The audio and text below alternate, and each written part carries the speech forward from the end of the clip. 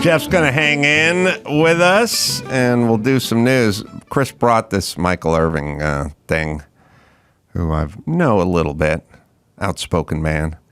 He grew up in one of those families with like 9 kids, dirt poor, blah, blah, blah. Right. Turned himself into something. But yeah, so he was recently on Skip Bayless's show Undisputed. He was talking about his son who is trying to start up a rap career under the name Tut Tarantino.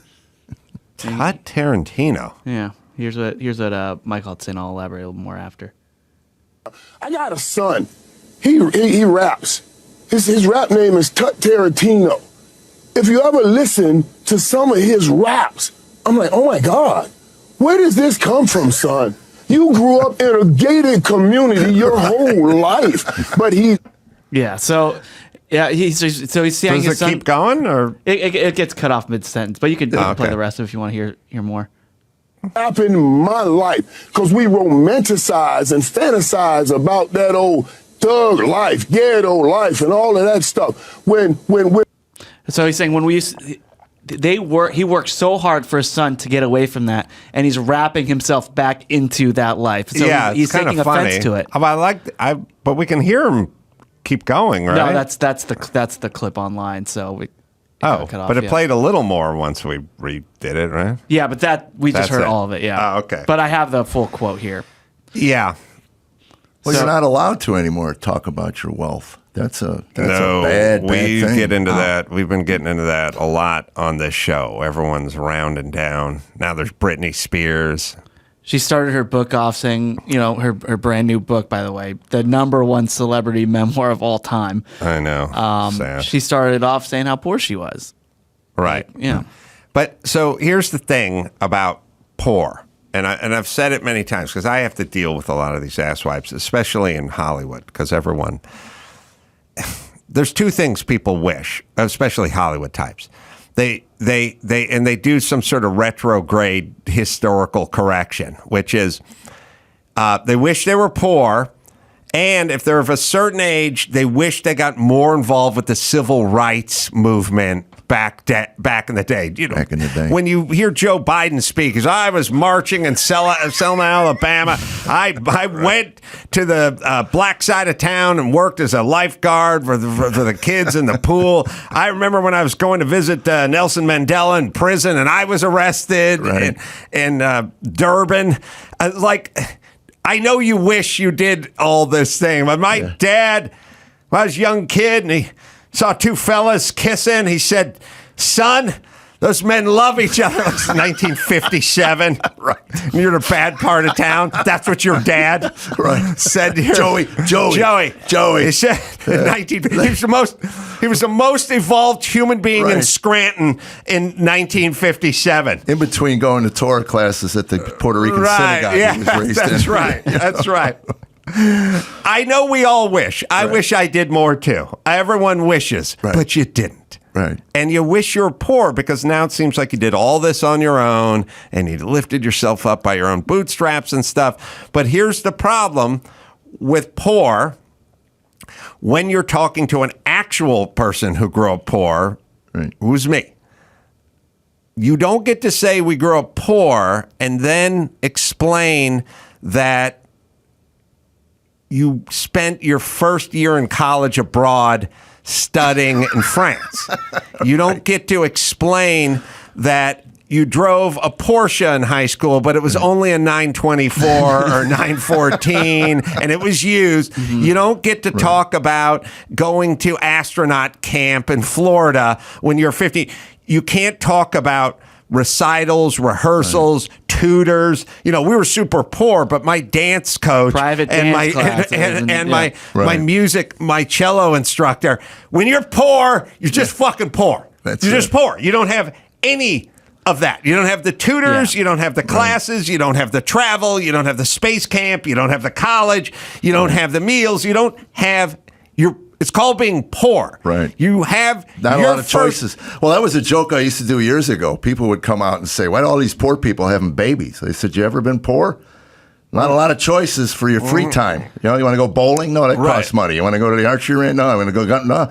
Well, let's touch each other. That's free. Yeah, we can grind on each other. condoms. Well, that costs money, Right. And 9 months later, you got the fruits of your labor. But I actually understood. I mean, we were broke. My son asked me, he goes, are we poor? No, we're broke. I said, your father's a lousy manager of money, and I make plenty of money for us to to do things, but we just don't. All our vacations were around my work. Oh, you'd go do a corporate Yeah, gig somewhere or something. do a cruise. Go do a cruise, and I'd say I'll waive the fee, just bring my whole family. So we go to Alaska for But that was it. I mean, we look even now, and and I have the money, and I just go, it costs a lot of freaking money. I mean, I look at the cost of going to see one of my shows at a club. And because that's where we were at years ago. I went to see Harry Connick, and it was $50 tickets, and I thought, babe, I don't know if we can do that, And then I get there, and the rat bastard, he's going through his funk phase. We got 2.5 hours of funk, and he played a medley of the songs we played to hear, And I walked out, and I said, Tammy, if I ever get to a position where people are paying to see what I do, and I don't do it. Slap me. Just when I get off the stage, smack me. I have a similar story.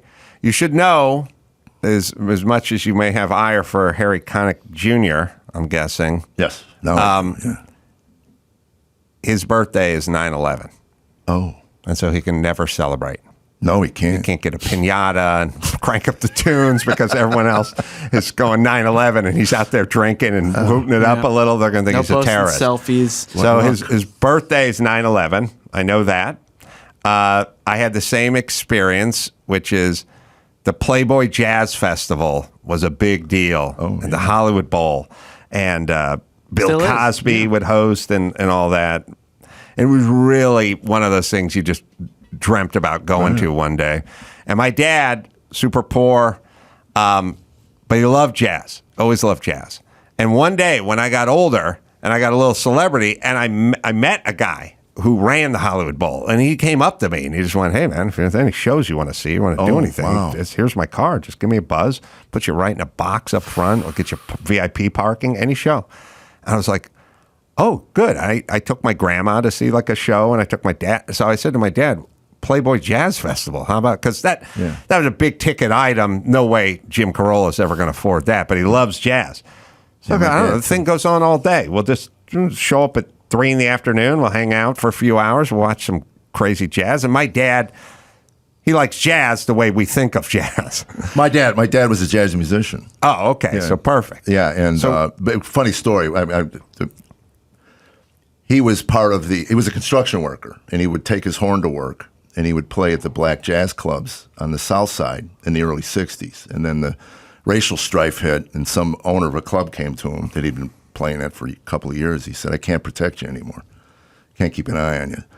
So anyway, my father goes to work one day, and he gets laid off because of the quotas. Remember the quotas? Well, he blames all his black jazz artists. He starts throwing his albums out on the floor. He gets drunk. Wow.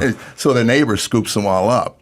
This is the summer, right? So they get to winter and Christmas. So they always put the bicycles together at each other's house, so at Puggy's house, because his kids were grown. Anyway, they're putting the thing together, and Puggy pulls out these jazz albums. And my dad, I can just see him now, just sipping scotch and going, wow, I used to have that one. I used to have that one. About the third album, he goes, I didn't know you were such a jazz guy. He goes, 3 years, you asshole. But my dad, big, huge jazz. He turned me on to Woody Allen from the Mr. Kelly's in playing Chicago. the clarinet. Yeah. Well, not that. It was his comedy. He turned me on to his... but Woody does go every whatever night in New York. And So anyway. I take my dad... Basically to his version of Disneyland. His version of Disneyland. And this is a son who's now successful, being able to do something for his dad who doesn't deserve it. But it's a nice gesture. I know. Well, he definitely doesn't deserve it. But orders a fine. hot dog. What are you going to want to go broke? Ordering a hot dog. So we sit there, and the first band is like world music. You know what I mean? It's got it's got everyone who stood behind Paul Simon, chicks wearing koofies and beads and stuff, doing way stupid too much percussion, kind of world music. And my dad thinks he's going there to see, trying to think of like, quartet. You know what I mean? Yeah. Stand-up bass, trumpet with the mute in it, like jazz, like Keith Jarrett. Jazz is he knows it, And so they do the world music. That's like the first 45 minutes, hour. It's like world music. Then the next act comes up, and it's, I don't know who these guys are, but it's good-looking dudes, good-looking white dudes, playing like the bass guitar with no neck and no head on it, It's like the jazz, like fusion, doing rock, fusion fusiony, stuff. moderny. Guys got the synthesizer out, and my dad's just looking at me the whole time, going, "Where's Dave Brubeck?" Yeah, this is Right. the crowd. I want to hear Dave Brubeck, and I'm like, I don't know. I thought it was a jazz festival. I didn't know it was world music and gay guys with slick back hair playing synths and stuff. There's about an hour of that, a little more world music. At some point, my dad just looks at me and goes, "Can we go? Can we leave?" And I'm like, "Yeah." Oh, that's sad. No credit for you. No credit. We just left. Oh. That was it. All right. Sorry. What do you got there, Max Panna? All right. Well, it's, just a couple other things about Britney Spears' book. So she did say that it starts off with her being poor. In fact, it's all about what it's like to feel trapped, first by poverty, then by fame, then by family. But the full extent of her poverty has never fully been told. But there were some periods so dark and desperate that she would go to the fridge and find it bare. So that's kind of what she's doing. But, Yeah, it's called that period would be my childhood. Yeah, that was a Tuesday. Period. Like I Right. wish I had one of those. Well, Dad got laid off from the mill, so there were some lean times. That was the only time. It was just always nothing. Right. You're a scavenger because of it. So I went to everyone's house and ate. But she doesn't have to worry about that now. So it's being reported she's getting 25% of the net profits from her book, which is in addition to her $12.5 million advance. Wow. Already over 400,000 copies sold, initially reported, but it's going to be north of 1 million any day now. Wow. There you Well, go. I've sold 400. Yeah, see? Yeah. Take that, That is- Brittany. She doesn't look like that anymore, I'm guessing. No, that's an old pick, but very nice pick. All right, so let's get into some news here. So Malibu, your neck of the woods, Adam, it's been in the news recently because an ex-star high school baseball player was barreling down PCH at over 100 miles per hour in Malibu last week when he killed 4 Pepperdine University sorority sisters. So that was right by where I'm living. Yeah, I was it's walking called down the street. Also known as Dead Man's Curve. It's where Caitlyn Jenner had the accident. Yeah, well, okay, here's the thing about PCH. It is dangerous. And I'm not one of these guys that talks about this stuff much because I'm a speeder and I like fast cars and I love all that stuff. But I won't speed on PCH. There's usually tons of cops there.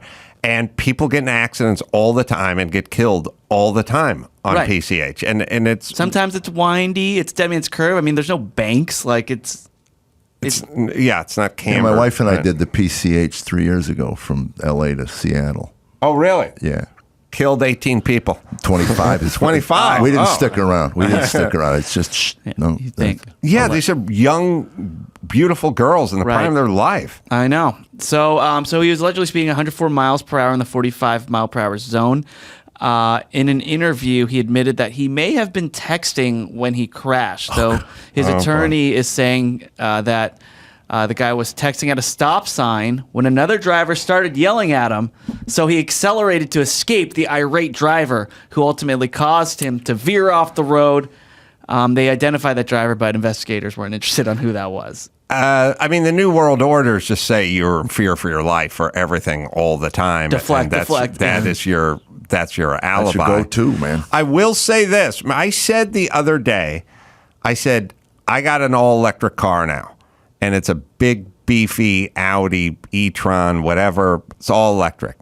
And there should be different speed limits for electric cars because it doesn't make any noise. It doesn't have a feeling of anything. You don't hear the gears shifting and stuff like that. You're not looking at a tack, revving up. And you look down and you're going 85 miles an hour and you don't, on the freeway, you don't know it. You have no idea. And I've proved my point, which is the other day I was going to meet Drew out for a steak in Pasadena. And I told my nanny, It's a long story. Olga, I said, drop me off. Just take my car, drop me off, and I'm going to have a few drinks. So I'll Uber back. And she said, fine. So she just got in the car. She got in my electric car. She's never driven it before. And we're just heading down the freeway, Pasadena, 210, whatever, heading out. And at some point, I nudge her and I go, you're going 91 miles an hour. Really? And she's like, she's a little Guatemalan lady. She's not Tom Slick. She just didn't, she couldn't feel that she looked down. She was like, oh my, oh wow. You can't feel it. No, we in bought an electric car. A Tesla, and the same thing. I'll look down on me doing 90, and I'm like, "Holy cow!" Right, in the parking lot of a Target. I made a reference one day. I was talking to some guy I was doing a photo shoot for the book, and got to talking to the guy, photographer, and he's also a filmmaker. And I was talking about they got to keep the muscle cars just for movies. Right. I mean, the chase scenes and all that. And he goes, well, it's funny you say that. We're doing a short now, and I got 2 guys that can do Tesla drift. I guess that's what they call it. Yeah. Yeah. So Tesla drift sounds like a gay position. Yeah. I said, I can't imagine what that'll sound like on camera. He goes, well, we're hoping that it changes the way they do.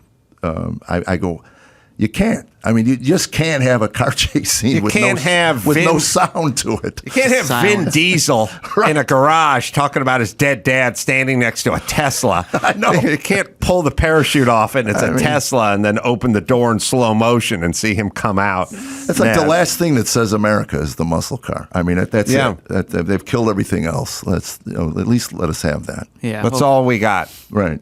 We got mass shootings and muscle cars. That's about it. Yeah, that's about all we got. Right. So Halloween is tomorrow as you hear this, and there's first off, let's talk about SAG. So they posted some guidelines initially for their members. Don't break strike rules. Don't dress up as anything that would resemble any of the movies or roles in movies or TV or anything like that. Choose costumes inspired by generalized characters. Imagine adults having to have these conversations, like you got to find your union rep. Listen, Bob, I'm thinking about Fred Flintstone, but I want to know. Is that a no-go zone? So my wife wants to do either. Oh, Betty? Oh, no, I thought you were going to do. What's Fred's wife? Anyway, Fred Flintstone. Right. Thumbs up, thumbs down. Yeah. Is this okay? I'm 52. How old are you? 67. Okay, but we're going to have this weird discussion about... How about the Green Hornet? I know it was a movie, it was a TV show, but it's not really popular now. Could I go as Kato? Oh, wait a minute. Is that some sort of cultural appropriation? This is going to be a long conversation, Bob. Yeah. So they actually said just go as the generalized character, like a ghost, a zombie, a spider. Don't do anything specific. Just stay home. Yeah. Just stay home. That's the new world order. Right. Just don't forget. Someone's going to get pissed off. Yeah, my line all the time with my wife, if I'll ask her a question, if it starts to get convoluted like that, I just go, this is turning into a project. I'm out. Right. I'm out. I just wanted a yes or no. Right. And can I dress up as? Right. So you have now you're an adult. So you couldn't dress up as Spider-Man. Correct. That would be an issue. No. So, but and also an issue. There's a school district in New Jersey that canceled the official school-wide Halloween celebrations. I love this story. This is my favorite. So they canceled these celebrations, citing its diversity, equity, and inclusion values, and the purported potential for the festival to be offensive to people from various cultural and religious backgrounds. Right, by the black guy who's a diversity expert. Right. And what'd you go as a kid? Because we never had the money for costumes. I would take cork. And I would blacken blackface my cheeks up. Yeah, kind of like that. Well, I was like a hobo. Oh, I did the cork. I wasn't Al Jolson. I went as Mr. T with cork. Yeah. Yeah. Oh, okay. Do that. Yeah. It was pretty straightforward. My sister won as a playing card once, which is just a big piece of cardboard, and they just painted a playing card on it. It was pretty straightforward for a number of years. When I played for the East, that's me as Mr. T back in the day. She had my head. Cork face. Cork face. When you can get rid of the pick, distracting. My sister was a cheerleader for the East Valley Trojans, and I was a football player for the East Valley Trojans. And so for a number of years, we just swapped it up. Yeah. outfits. Right. Oh. That didn't cost anything. The rule is it couldn't cost anything. Right. Well, that's the point. You know, It couldn't cost anything. a cork. You just heated it up on the stove and went like that. Yeah, you couldn't spend money on stuff. Yeah. 4 or 5 I remember years. I was invited to a Halloween outing last minute with some friends from work, and so I go into Target to find a costume, and they were totally out, just bare shelves. But the dog section still full. So I got a dog's bumblebee costume, and I bought that and I wore it. You couldn't tell what I was from the front because there's just 2 straps going across my chest, my belly, but from the back, full bumblebee.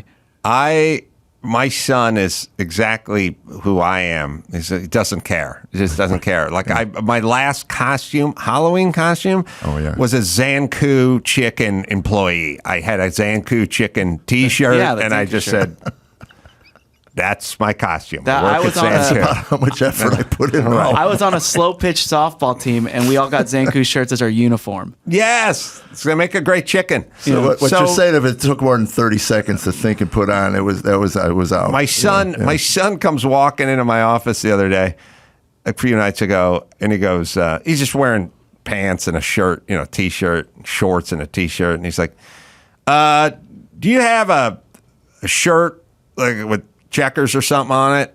I said, "I don't know, maybe." And he goes, "You got a baseball hat?" I'm like, "Yeah, for what?" And he goes, I gotta go to a costume party and I'm gonna be like a truck driver. I'm like, you can't just put a baseball hat on. That doesn't make you a truck driver. Truck drivers look like anything, I guess. It's like, well, put a wig on now makes you a woman. So why wouldn't right? put a hat on True. makes you a truck Or grow a beard in your woman. Like, so his whole thing is, I have to alter my normal look in some way, shape, or form, and then I'll attend this party and I will claim that this is what I am. You know what I mean? Okay. You could be a Trader Joe's employee with the hat because they might wear a hat. Right. Or a serial killer. Yeah. I mean, you could really be anything with the hat. Yeah, the hat. Yeah, you could just claim it. Doesn't delineate a lot. It doesn't. Come All on, right. Sonny. Well, speaking of SAG and actors, though, what are your thoughts on all of them? Hold on. Fuck this douche. That's the whole thing. This guy, saw a picture of him, he makes $250,000 a year in diversity. Equity, by the way, these people, inclusion. yes. And someone who wants to cancel every party. Like, what came first, the diversity guy or all of the problems prior to? I mean, was there really a reason to hire these guys? No, there's much more problems because they're there sniffing it out. Creating problems. Like, listen. Well, it's funny. I got a friend of mine that warms up for these television shows here, and he's been called on the carpet 2 or 3. He's been doing it 25 years, and in the last year or so, he's been called on the carpet 3 or 4 times for stuff that he's been doing for a long time. Right. So anyway, I got called out on a corporate show for making fun of Pete Buttigieg, and they were upset that I made fun of Pete. Well, this was a Pete Two rally. And I shows in said a to- row we make fun of Pete Buttigieg. But I called my buddy. I went, "You believe that?" He goes, "Jeff," he goes, "I could go through your show and find 30 things that would get you bumped off. If you're looking. Yeah. He said, "If you were out here, you have no idea. Nashville's not L.A." And I said, "Really?" I mean, I couldn't get over the fact that it was just a crack, about him. I mean, it was like, are you kidding me? I mean, I'm so aware in corporate settings, Of course. that I just kind of confine it to nothing opinionated. Those are for my club shows and theater shows. So anyway, when I did the crack about Buttigieg, the lady writes a form, and my manager says, he goes, "My God, talk about softballs." Right. He said, what more can you do? And I do a thing on woke. I say I play woke golf. I said, that's where you hit your tee shot, pick the ball up, and place it where you feel it should be. Yeah. So anyway, I get called out on that at a corporate. Wow. That? Yeah, you got a little political. And that was it. I told my wife, I said, if they didn't pay so well, I said, to give you an idea of the whore-like nature of me. Yeah. You're talking to the wrong audience. Right. Because the last corporate gig I did was for the Asphalt Convention. Oh, my God. That's great. And that's a rowdy crew. Yeah. I first got up there. Oh, I could imagine. Everything I said, All ball caps. Yeah. All truck drivers, yeah. I walked out. I said, I've been waiting to tell this joke for 35 years. I've never said it on stage, but I thought of it on a construction site when I was 20. Yeah. I said, if I ran one of your companies, I'd say, you got to use Acme asphalt, and if you don't, it'll be your ass and not our fault. Which I thought of on a construction site when I was 20, but I'm never going to do it in a club or anything. But I was like, I've been sitting on this joke for 37 years. You understand? 37 years I've been sitting on this joke. And it killed, right? Oh, they loved it. And then, I mean, it was like a Trump rally. Yeah. It was nuts. I could hear guns being loaded. They laughed at every damn thing I said, as horrible as I said it. You're going to the wrong crew. Yeah. Right. You got to get with the asphalters. Yeah. Those people get your drift. Yeah, big fundraisers, and that's what they are. So this ass, and it is his fault, wants to shut down Halloween. It's a perfect metaphor for what these guys are. You say, I'm here to solve a problem, and you quickly go to work on anybody who disagrees with you or wants to celebrate or wants to have a little fun or frivolity. You immediately set your sights. And the thing is you don't want to fix problems. You want to get rid of everything that existed before your fat ass showed up. And how do you think canceling all school-wide Halloween celebrations, like, that's the only thing, that's the only good part about being in the 6th grade. Right. And who is prevented? You're the Grinch of Halloween. They do this thing all the time. Well, there's a lot of poor kids. Yeah, I bet their mom has 5 tattoos. Tell them to take some of that tattoo money and put it toward a Snoopy outfit for the kid. Right. Or how about you get out some foil and some cardboard and a Sharpie and you just make them an outfit? Like, who are they talking about? Like it disenfranchised kids. Like who can't afford in a world of Amazon and Target? Well, no one has $11. I could go into any of these so-called poor people's houses and see a bunch of big-ticket items that they got no business owning that they bought. Yeah, you go to any thrift store, you get scrubs for like $1. Right. Yeah. I know. Well, the consequences, I think we've raised 2 generations now, the most humorless generations that America's ever produced. And now they're in these positions of diversity and whatnot. Yes. And it's academics. But what they don't say is we hate all of you. Right. We hate white people, and we want it to all go away. They say, I'm here to help this group, and I'm here to protect that this doesn't happen. But that's not what they do because they keep veering way out of their lane. Like, hey, bitch, you're here for diversity, not Halloween. Right. And you're getting paid a whole bunch of money, and now you found it. All right. Where's Tim Pool? Is he here? Is he not here? Is there a thing that anyone wants to mention on the screen or anything? Or are we just I think they're checking. Gonna keep going. Waiting. All right. Well, all right. What do you think about all those celebrities who signed the "No Hostages Left Behind" letter? They're all douchebags. The celebrities that say the things that are patently obvious, like no child should go to bed hungry, and everyone should have a seat at the table, and everyone deserves health care. Right. Oh, nice here. Oh, okay. Well, a little suspicious. All right. They're all douchebags. Right. All of them. Because you saying things that everyone wants makes you a douchebag. I don't like it. I don't even...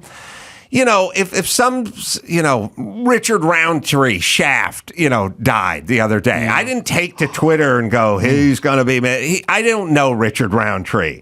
I wish he was still alive, but he's not. But I don't need you to know my feelings about Richard Roundtree. Now, Norm Macdonald dies. He was a friend, so I'll say Norm was a, friend, and he was a funny guy, and we'll miss him. But I don't feel the need to weigh in on the obvious all the time, which, by the way, always makes you sound like the good one in the crew too, right? Right. And of course it's like I don't really want to take a side, so I'll just say we just don't want hostages because even people are saying if you call for a ceasefire, that could be taken as anti-Semitic. So we'll sign something, or get my publicist to sign something that says we're against hostage taking. All right, and I wonder if that's the phone call where they call people and go, "What do I think on this?" Yeah. I'm against gonorrhea. Is there something I can sign? Fucking idiots. Just shut up. And by the way, you think Hamas is taking its marching orders from Mark Ruffalo? I think Hamas is on the phone with Mark. Hey, Hulk, how's it going? Good. Hey, how many hostages per tunnel would you say? I mean, just rule of thumb, just kind of kicking tires here, They Mark. don't care that Joaquin Phoenix played Johnny Cash. They will fucking kill him. Right. That's right. They do not care. Hamas would not Well, care. I mean, it's not funny. It is funny, though, is the gay community that is for that's Hamas. the best. That's the it's best. like, yeah, you should go over there. It'd be a one-way ticket. You wouldn't need a round trip. Right. And, just hold your lover's hand as you walk down the streets of Gaza. Yeah, see how that works. All right, the book, Are We There Yet? My Journey from a Messed Up to a Meaningful Life. And that is Jeff Allen, and the book is available wherever And I you will say find this, finer books. if you can get through the first 6 chapters without killing yourself, it's actually an uplifting tale. I watched the video last night. It's very inspiring.